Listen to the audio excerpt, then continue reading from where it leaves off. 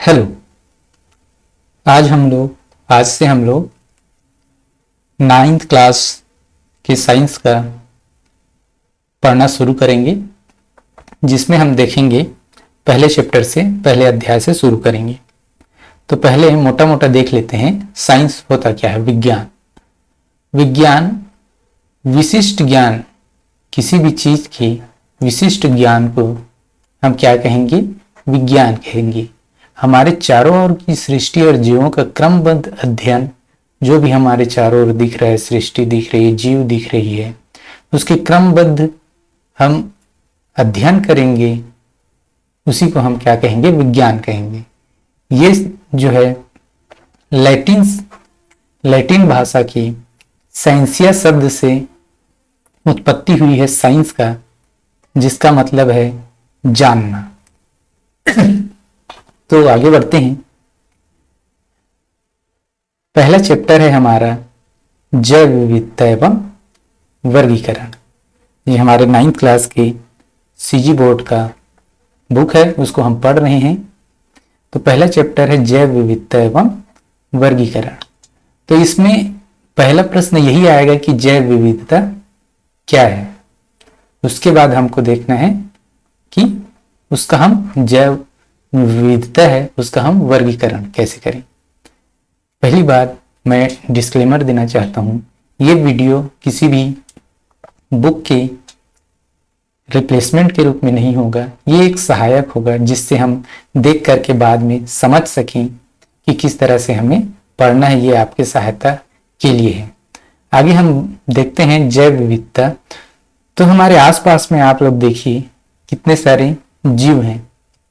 शेर, भालू, चीता, पेड़ पौधे, किसी भी क्षेत्र में देखेंगे तो कई प्रकार के आपको जीव जंतु दिखेंगे। तो किसी भी क्षेत्र में पाए जाने वाले जीवों के जो विभिन्न प्रकार है, उसी को हम क्या कहेंगे?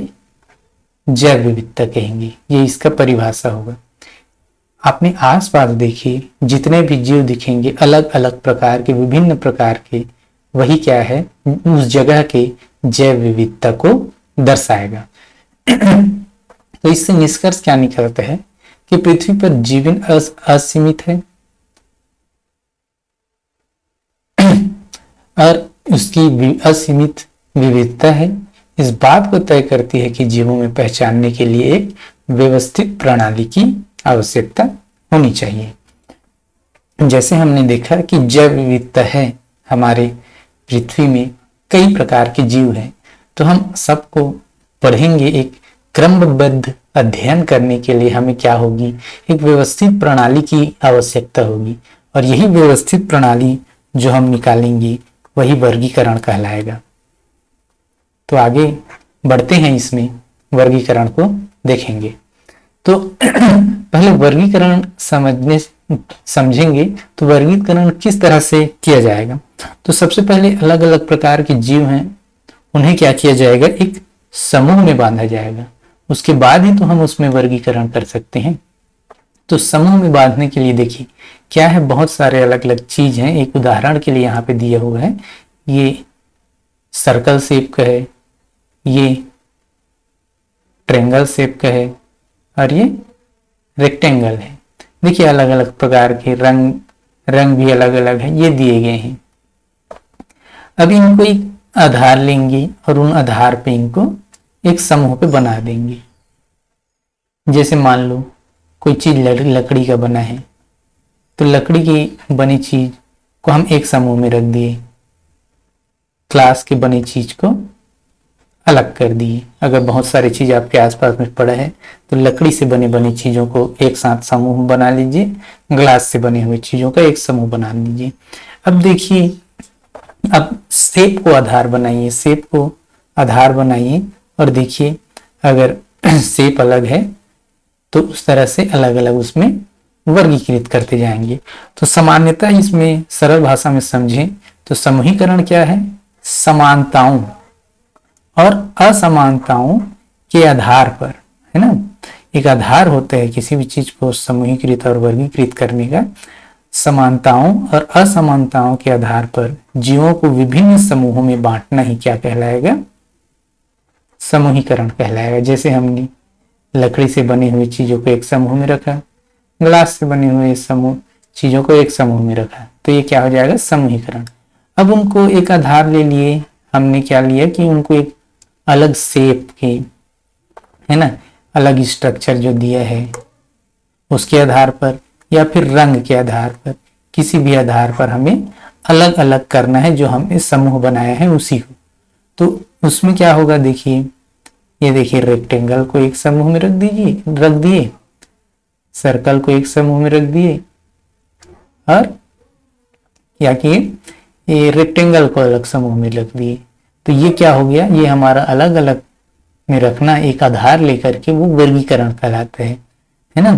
तो जीवों के अध्ययन को हम सरल बनाने के लिए इस तरह का कार्य करते हैं। तो उनके बीच आपसी संबंध समझने के लिए, नए जीवों की आसानी से पहचान करने के लिए एक वैज्ञानिक प्रक्रिया है। अब देखिए, जैसे कि ये उदाहरण दिया गया है, ये जार पे, इन सब के बीच में संबंध है कि इनका शेप एक ही है। इस तरह से हम देखते हैं। तो ये क्या है? वर्गीकरण है। आगे बढ़ते हैं। तो हम देखेंगे जो वर्गीकरण के शुरुआती जो प्रयास हुए थे उनको हम देखते हैं। तो आरंभ में क्या हुआ था? जल थल वायु में, है ना, उपयोगिता के आधार पर बांटा गया था, है ना। जीवन को दो मुख्य वर्गों में, जैसे प्लांट्स और एनिमल्स में बांटा गया था, है ना। ये जो है पूर्ण, इसकी सीमाएं यही थी कि ये पूर्ण रूप से वैज्ञानिक नहीं थे, वैज्ञानिक तरीका नहीं था। तो आगे हम बढ़ते हैं, देखते हैं कुछ पूर्व प्रयासों को। जैसे कि सबसे पहले अरस्तु ने क्या किया? आवास को आधार बनाया कि जीव रहते कहाँ हैं, उसको आधार बना करके दो भागों में बांटा। पहला क्या लिया इन्होंने? स्थली, जो स्थल में रहते थे उनको इन्होंने स्थलीय बोला, और जो जल में रहते हैं उनको इन्होंने जलीय बोला। तो इस तरह से आधार के आधार पर इन्होंने दो भागों में बांटा, ये दो भागों में। अब अगला हम देखते हैं, इसी तरह से एक और वैज्ञानिक आए, जॉन रे, 1686 में। उन्होंने क्या देखा? पौधों के बाह्य लक्षण को देखा और उनके आधार पर पौधों में वर्गीकरण किया। इसी तरह से अगले वैज्ञानिक आए, लिनियस, कैरोलस लिनियस। इन्होंने क्या देखा? पुष्पों को, पादप के पुष्पों को आधार बनाया और उसमें नर एवं मादा अंग जो मौजूद होते हैं पुष्पों में, उनको आधार बनाया और बांटा, अलग अलग वर्गीकृत करके देखा गया। तो इन्होंने ये सभी को, अलग अलग पौधों को वर्गीकृत किया और उनको अपनी पुस्तक सिस्टेमा नेचुरा, याद रखिएगा ये सिस्टेमा नेचुरा पुस्तक लिखा गया कैरोलस लिनियस के द्वारा, उसमें इन्होंने 1735 में प्रकाशित किया। तो इसी तरह से अध्ययन चल रहे थे और बहुत सारे वैज्ञानिक आए, उनके बारे में, बहुत से लोगों के बारे में तो पता ही नहीं है, ठीक है। तो अब देखो, शुरुआती जो दौर था ये अब जगत के रूप में बांटा गया, है ना। जीव को, ये पूरे जीव जगत को अगर हम माने तो उनको अलग अलग दो जगत रूप में शुरुआती बांटा गया। जैसे पहला रखा गया पादप जगत और दूसरा जंतु जगत। तो कुछ आधार लिए और पादप जगत और जंतु जगत में बांटा गया। लेकिन और अध्ययनों में देखा गया कि ये जो यूग्लिना नाम की एक जीव है वो क्या है, पादप के भी कुछ गुण दर्शाता है और जंतु के भी कुछ गुण दर्शाते हैं। पादप के कुछ गुण जैसे इसमें क्लोरोप्लास्ट पाए जाते हैं, ये क्या करते हैं, उससे स्वपोषी हो जाता है, खुद से भोजन बना लेता है, जबकि जंतु जगत तो ऐसे नहीं कर पाती, है ना। ये पादप जगत का एक क्या है, लक्षण है। वहीं पे जंतु जगत की तरह इसमें क्या होता है, लोकोमोटिव कैरेक्टरिस्टिक शो करता है, मतलब ये आवागमन, चलने फिरने, ट्रांसपोर्ट, ट्रेवल, ये सब काम कर लेते हैं, है ना। तो इससे क्या है, ये जंतु जगत के रूप में भी अपना लक्षण दिखा रहे हैं। तो इस तरह से एक समस्या पैदा हुई कि इसको पादप जगत में रखें कि जंतु जगत में, है ना। तो इस तरह से देखा जा रहा है कि दो जगत जो है पूरा नहीं है,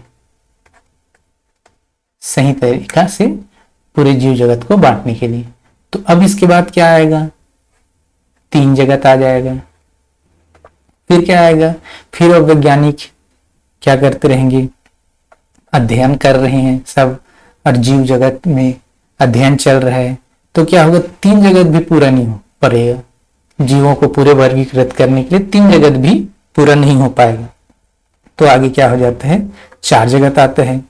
चार जगत के बाद वो भी पूरी तरीके से जीव जगत को वर्गीकृत में सक्षम नहीं रहा, तो आगे पांच जगत आया। इस तरह से अध्ययन चलते रहे। तो आज हम ये जो पांच जगत वर्गीकरण है, यही को हम ज्यादा पढ़ते हैं विज्ञान में, इसी को ज्यादा दिखाया जाता है। तो हम आज इसी पांच जगत वर्गीकरण के बारे में चर्चा करेंगे। तो आगे बढ़ते हैं। तो पांच जगत वर्गीकरण किसने दिया था, सबसे पहले तो पांच जगत वर्गीकरण देने वाले वैज्ञानिक हैं आर.एच. व्हिटेकर। 1969 में इन्होंने पांच जगत वर्गीकरण दिया। तो इन्होंने बांटने का आधार क्या क्या लिया, पांच जगत में वर्गीकरण करने का तीन आधार लिए। पहला कोशिका का संरचना, दूसरा शारीरिक संगठन, तीसरा पोषण के तरीके। तो अब देखिए कोशिका संरचना को किस तरह से लिया कि कोई जीव है, उसमें कोशिका की संरचना कैसी है, वो प्रोकैरियोटिक है कि वो यूकैरियोटिक है, इस आधार पे लिया। अब प्रोकैरियोटिक और यूकैरियोटिक क्या होता है, अगर केंद्रक झिल्ली के आधार पे होता है, ठीक है। अगर किसी में केंद्रक झिल्ली उपस्थित नहीं है किसी जीव में, तो वो प्रोकैरियोटिक है, उसका वो कोशिका जो है प्रोकैरियोटिक कोशिका है। अगर कोशिका में केंद्रक झिल्ली उपस्थित नहीं है, वहीं पे अगर केंद्रक झिल्ली उपस्थित है, उपस्थित को प्रेजेंट दिखा देता हूं और अनुपस्थित को नेगेटिव, ठीक है।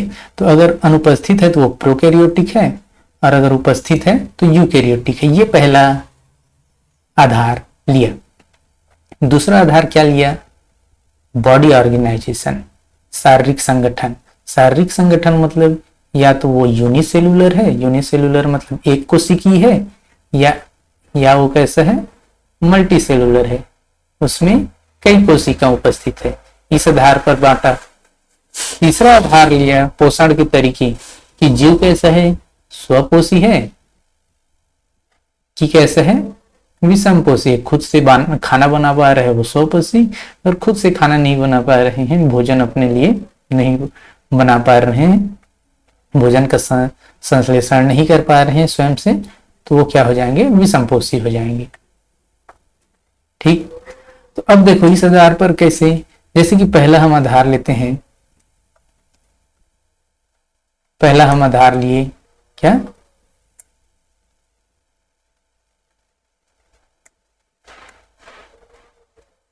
पहला आधार हम लिए कोशिका संरचना। तो कोशिका संरचना में देखिए, तो जो प्रोकैरियोटिक है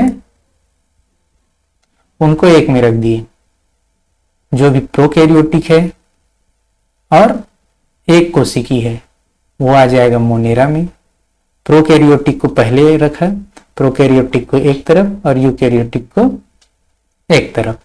अब प्रोकैरियोटिक में भी देखा कि जो एक कोशिकी है वो इसमें आ गया, अब एक कोशिकी है और क्या है, यूकेरियोटिक है, वो प्रोटिस्टा में आ गया। इसी तरह से ये बांटते चले गए। देखिए ये एक ही है, एक कोशिका, एक कोशिकी। आगे हम देखेंगे इसको, आगे स्लाइड में देख लेते हैं। अब आगे बढ़ते हैं, एक एक करके पढ़ते हैं। तो ये रहा जगत मोनेरा। अब जगत मोनेरा में क्या है, देखिए ये प्रोकैरियोटिक है। यहां पे सुविकसित केंद्रक झिल्ली अनुपस्थित है ना। केंद्रक झिल्ली यहां पे देखो, सुविकसित केंद्रक झिल्ली नहीं है। अगर ये ऐसे घिरा होता, केंद्रक झिल्ली उपस्थित होती,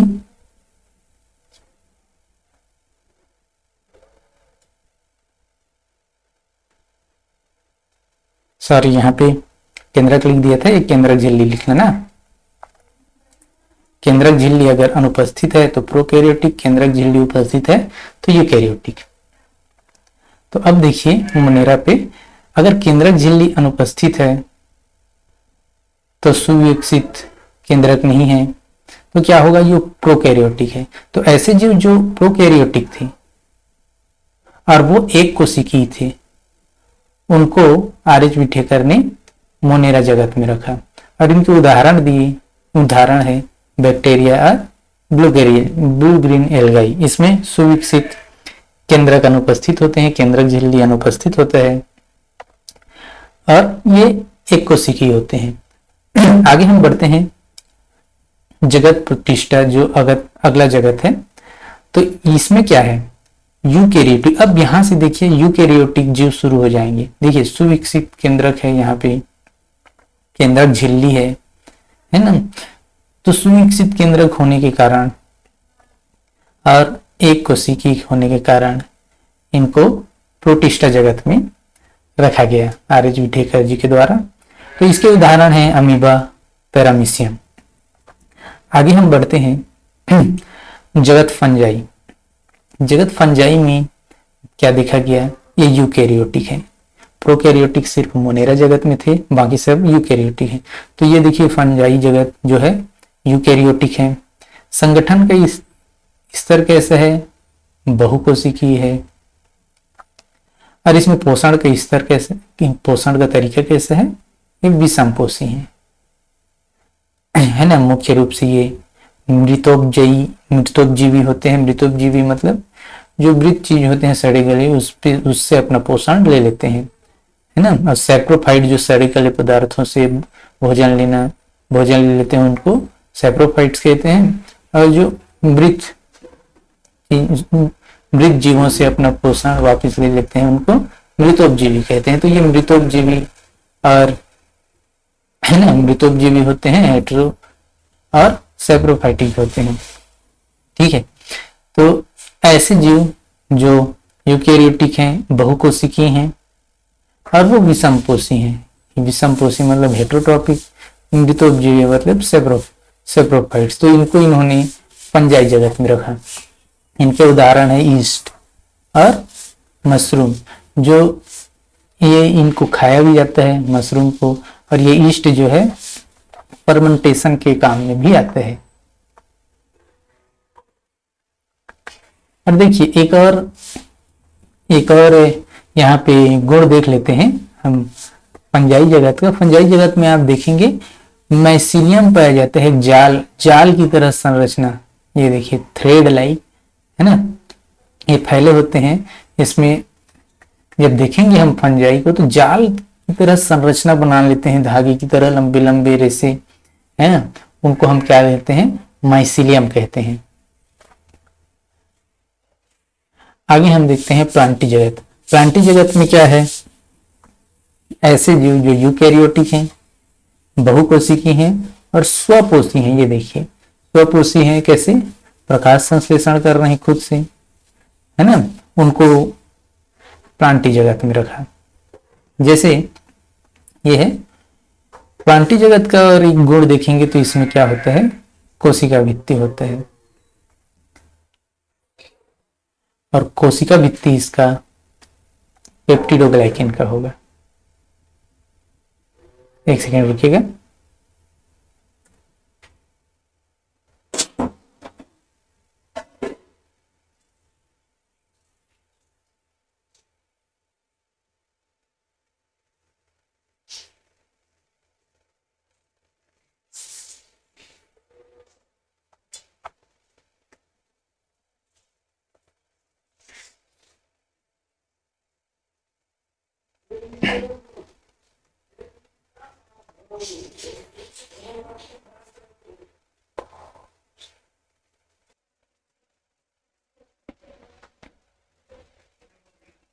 एक सेकेंड।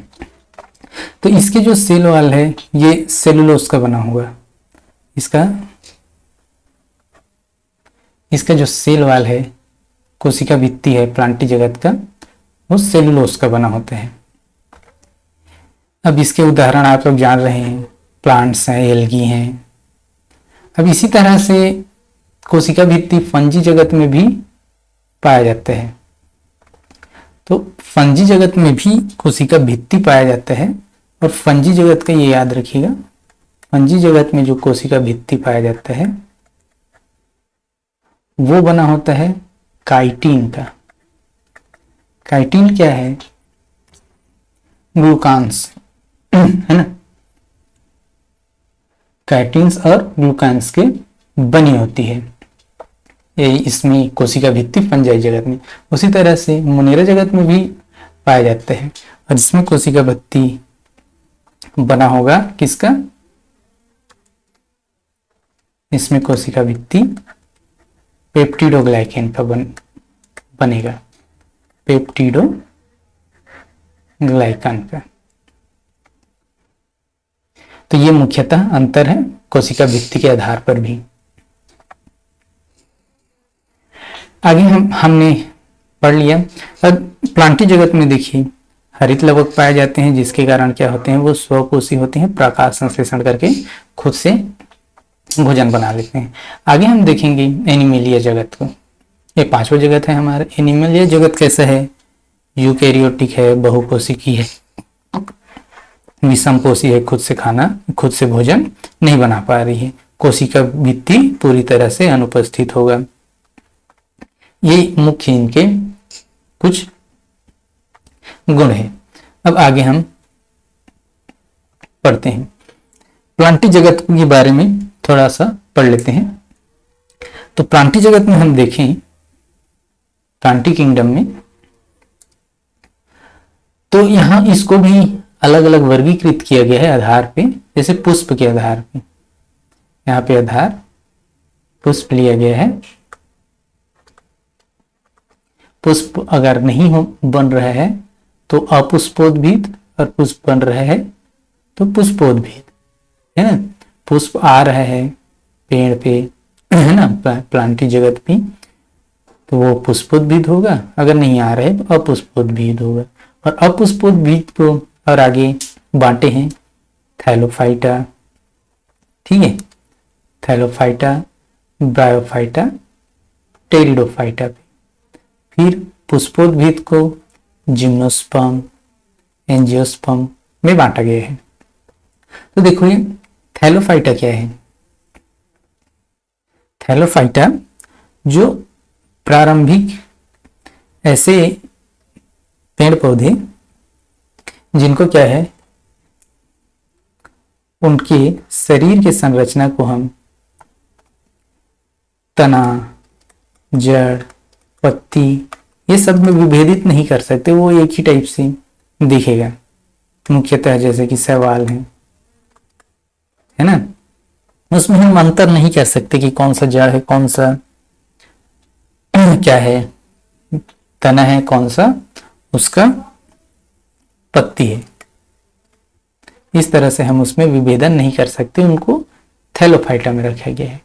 और आगे बढ़ेंगे जिसमें थोड़ा सा जड़ लाइक की, जल की तरह संरचना दिखने लगी, और उसे हम राइजोइड कहते हैं, है ना। जड़ की तरह संरचना है, उसे हम क्या कहेंगे, रोजॉइड। वैसा अगर दिखने लग जाए तो वो किस में आ जाएगा, ब्रायोफाइटा में। और टेरिडोफाइटा में देखिए, इसमें पूरी तरह से विभेदन हो जाता है।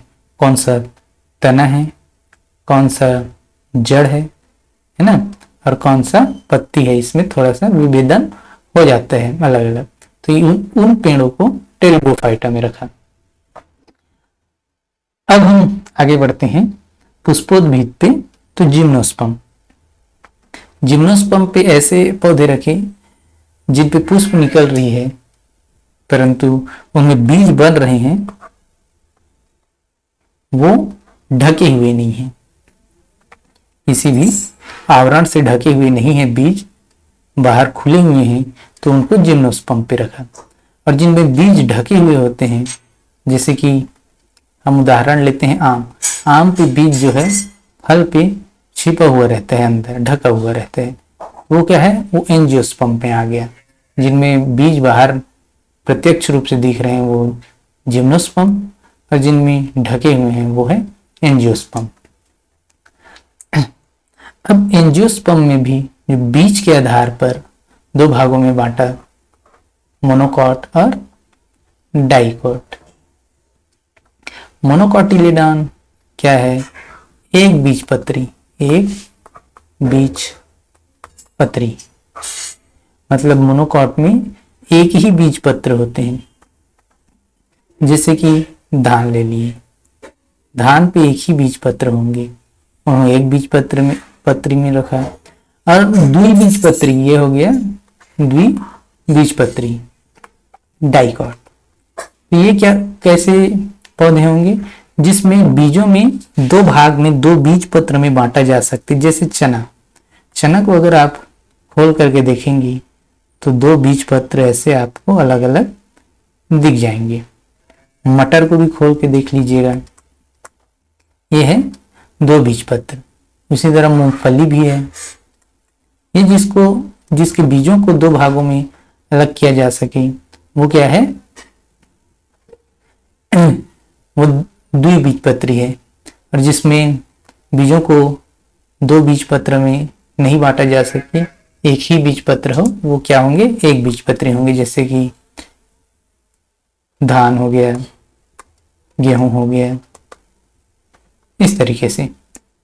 तो ये हो गया मोटा मोटा प्लांट किंगडम का क्लासिफिकेशन, प्लांटी जगत का क्लासिफिकेशन, वर्गीकरण हो गया मोटा मोटा। इससे ज्यादा हमें अभी नहीं जानना है, ये काफी विस्तृत चर्चा आगे करेंगे। तो अब देखते हैं हम कुछ अंतर देख लेते हैं मोनोकॉट और डाइकॉट में। ये जो मोनोकॉट पौधे होते हैं और डाइकॉट पौधे होते हैं, इनमें जड़, पत्ती और बीज के आधार पर भी अंतर देखने को पाया जाता है। जैसे कि हम मोनोकॉट पौधे लें, तो मोनोकॉट पौधे का जड़ मोनोकॉट में रेशेदार जड़ पाए जाते हैं।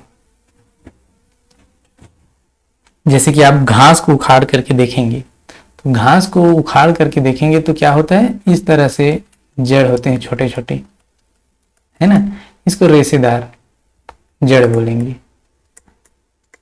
तो मोनोकॉट में रेशेदार जड़ होते हैं और डाइकॉट में मूसला जड़ होंगे।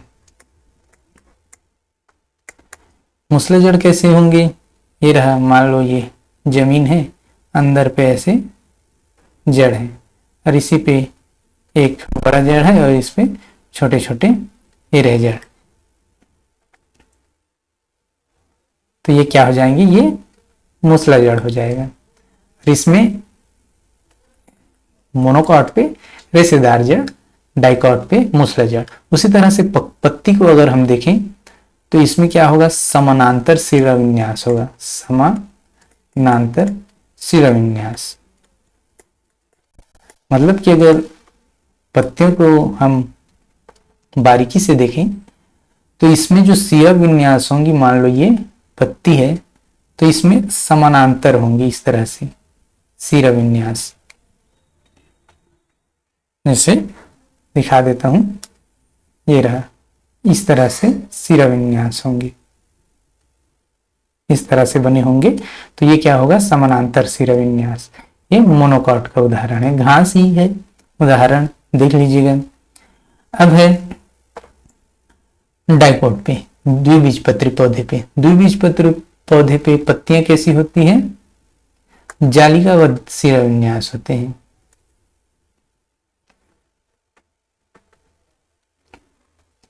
कैसे होंगे, जालिकाबद्ध होंगे। कैसे, ये देखिए एक पत्ती का डायग्राम बना के बता रहा हूं। ये रहा पत्ती, तो यहाँ पे ये बीच में होगा। अब जैसे पीपल का पत्ती होता है, आप लोग देखिएगा इस तरह से बना होगा, ये जाली जाली टाइप से। ये क्या कहलाएगा, जालिकाबद्ध शिराविन्यास। अब आगे बीज पे देखते हैं, तो बीज पे एक बीजपत्री है तो एक बीजपत्र होगा, और डाइकोट पे द्विबीजपत्र होगा। ये मुख्यतः 3 अंतर हो गए। उदाहरण है इसमें चना है, मटर है, मूंग है, ये इनके कुछ उदाहरण है। उसी तरह से है ना, उसी तरह से मोनोकॉट पे उदाहरण हो गया हमारा गेहूं, मक्का। देखिए इस तरह से अगर मोनोकॉट और डाइकोट पे अंतर लिखने को आता है तो ये 4 पॉइंट बना करके आप लिखेंगे। तो इस तरह से हम मोनोकॉट और डाइकोट में भी अंतर को देख लिए। अब हम एक तुलनात्मक अध्ययन देख लेते हैं, जगत का तुलनात्मक अध्ययन। हम एनिमल जगत को आगे क्लासों में विस्तृत से चर्चा करेंगे। अभी हम एक रिवीजन की तरह एक तुलनात्मक अध्ययन देख लेते हैं। जैसे कि कोशिका के प्रकार के आधार पे, अगर प्रोकैरियोटिक है मोनेरा पे, यूकैरियोटिक आ गई, बाकी सभी प्रोटिस्टा, फंजाई, प्लांटी, अब इधर यूकैरियोटिक हो जाएंगे। शारीरिक संगठन, मोनेरा पे एक कोशिकी, प्रोटिस्टा पे एक कोशिकी, और फंजाई से इधर बहुकोशिकी आ जाएंगे। पोषण का तरीका देखिए, मोनेरा जो है स्वपोषी विषमपोषी होंगे, प्रोटिस्टा भी विषमपोषी स्वपोषी भी होंगे, फंजाई जो है मृतोपजीवी है सैप्रोफाइट्स होंगे, विषमपोषी होंगे, प्लांटी पूर्णतः स्वपोषी होंगी, इसमें क्लोरोप्लास्ट पाया जाता है। एनिमिलिया जगत जो है पूर्णतः विषमपोषी होगी। इस तरह से अंतर देखा। कोशिका भित्ति मोनेरा पे उपस्थित है और बना किसका है, अभी बताया था पेप्टिडोग्लाइकन का, पेप्टिडोग्लाइकन का।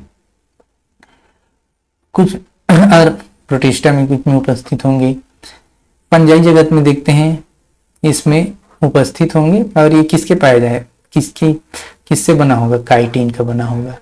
प्लांटी जगत में हम देखते हैं उपस्थित होंगे और ये सेलुलोज का बना होगा। और एनिमिलिया जगत पे कोशिका भित्ति पूर्णतः अनुपस्थित होगा। ये हम लोगों ने तुलनात्मक अध्ययन भी देख लिया। आगे हम बढ़ते हैं। तो देखिए अब देखिए हम लोगों ने जीव जगत को पूरा पढ़ा। जीव जगत में बहुत सारे जैव विविधता हमें देखने को मिल रही है। बहुत सारे जीव हैं, भिन्न भिन्न प्रकार के जीव हैं, उनको समूहों में बांटा और उनको वर्गीकृत किया। 5 जगत में वर्गीकृत करके हम लोगों ने अलग अलग आधार से बांट करके हम लोगों ने पढ़ा। 3 आधार लिए थे, 3 आधार लिए हैं अरिथमेटिक करने, उनके द्वारा 5 जगत में वर्गीकृत किया गया। उनको हम लोगों ने मोटा मोटा पढ़ लिया। आगे हम देखते हैं कि हमारे जीव जगत में बहुत सारे जीव हैं, तो उनको अलग अलग जगह के हिसाब से अलग अलग नामों से पुकारा जाता है। जैसे कि ये है हमारे भारत में इसे क्या कहते हैं, गौरैया कहते हैं। चाइना में इसे चीरू कह रहे हैं, इस तरफ इसे पार्डल कह रहे हैं और पासेरो कह रहे हैं, इधर इसको स्पैरो कह रहे हैं, है ना। तो देखिए एक ही जीव का कई सारा नाम है। ठीक, अलग अलग जगह के हिसाब से। तो इसको कंफ्यूजन, इसमें क्या है, भ्रम और कंफ्यूजन की स्थिति उत्पन्न होती है। तो इसके बचने के लिए क्या है, वैज्ञानिकों ने वैज्ञानिक नामकरण की पद्धति बताई, और वैज्ञानिक नामकरण में द्विनाम पद्धति के बारे में हम पढ़ेंगे। द्विनाम पद्धति, द्विनाम पद्धति के बारे में पढ़ेंगे। और ये द्विनाम पद्धति किसने दिया, आर.एच. विठेकर ने। द्विनाम पद्धति भी किसने दिया, आर.एच. विठेकर ने। तो देखिए अब द्विनाम पद्धति लिखने का तरीका कैसे है। पहला जो शब्द होगा, जैसे कि उदाहरण अभी मनुष्यों का उदाहरण लेकर के बताया गया है, पहला इसमें जो होमो है, ये पहला जो शब्द होगा वो वंश को दर्शाएगा, और ये दूसरा जो होगा वो जाति को दर्शाएगा। ठीक, और ये दोनों को ही मिला करके वैज्ञानिक नाम रखा जाएगा, उसी को हम द्विनाम पद्धति कहेंगे। अब देखिए नियम पहला क्या है, प्रथम शब्द वंश होगा, दूसरा शब्द क्या होगा, पहला शब्द वंश होगा और दूसरा शब्द है जाति होगा। अब जो पहला शब्द है वंश का, उसमें का पहला अक्षर क्या होगा, बड़े अक्षर से लिखा जाएगा, कैपिटल लेटर से। ये देखिए होमो में बड़ा अक्षर एच जो है बड़े में लिखा गया है। ठीक, तो ये क्या है, होमो बड़े में लिखा गया है, और बाकी सब इधर जितना भी है वो छोटे अक्षर पे लिखा जाएगा। ये क्या है, दूसरा रूल है। तीसरा रूल, अगर हम छपाई करते हैं, पुस्तक में, कॉपी में, पेज में छापते हैं, तो जब हम छपाई करेंगे तो क्या करेंगे, इटैलिक्स का उपयोग करेंगे। इटैलिक्स क्या होता है, फॉन्ट है छापने का जिसमें थोड़ा सा तिरछा हो जाता है। यहाँ पे देखिए इटैलिक्स का प्रयोग किया गया है, थोड़ा तिरछा दिख रहा होगा आपको, इस तरह से है ना, थोड़ा तिरछा अगर प्रिंट किया जाता है, छापा जाता है, तो उसे इटैलिक्स कहते हैं। और अगर छपाई कर रहे हैं, अगर नाम का, वैज्ञानिक नाम का अगर हम छपाई कर रहे हैं, तो क्या है, हम इटैलिक्स फॉन्ट का उपयोग करेंगे। और अगर हम हाथ से लिख रहे हैं, तो हाथ से तो हम ऐसे इतना तिरछा लिख नहीं पाएंगे, तो उस समय क्या करेंगे, हम उसे अलग दर्शाने के लिए रेखांकित कर देंगे। होमोसेपियंस अगर हम लिखते हैं, ये देखिए होमोसेपियंस, अब हम हाथ से लिख रहे हैं तो हम क्या कर देंगे, इसके नीचे अंडरलाइन कर देंगे, एक दर्शाने के लिए कि ये वैज्ञानिक नाम है। तो इस तरह से हमने वैज्ञानिक नाम को भी पढ़ लिया। अब इससे क्या होगा, हर जगह पूरे विश्व में वैज्ञानिक नाम सेम होगा, ये किसी भी जीव को एक नाम से जाना जाएगा। जैसे मनुष्यों को होमोसेपियन के नाम से जाना जा रहा है ना। तो इस तरह से आपका चैप्टर समाप्त होता है। जैसे ही हमने इसमें क्या पढ़ा है, वर्गीकरण के आधार लिए, आधार क्या था, कोशिका का संरचना था, संगठन का स्तर था, है ना, पोषण का स्तर, पोषण का तरीका था। ये 3 आधार आर.एच. विठेकर ने लिए हैं, और उस आधार पे 5 जगत में बांटे हैं, Monera, protista, fungi, Plantae, Animalia. ये हमने देख लिया, है ना। हमने द्विनाम पद्धति को भी देखा, आर.एच. विठेकर जी के ही द्वारा दिया गया है। वंश, पहला जो है, पहला अक्षर वंश होता है, दूसरा जाति होता है, ये सभी हम लोगों ने देखा। तो इस तरह से हमारा पहला चैप्टर कंप्लीट होता है। तो हम लोगों ने ये वीडियो देखा है। अब इसके बाद आप जाकर के बुक पढ़ते हैं तो आपको समझने में ज़्यादा आसानी होगी और ज़्यादा अच्छे से समझ आएगा। इसके बाद आपके मन में जो भी प्रश्न होगा उससे पूछिएगा। धन्यवाद।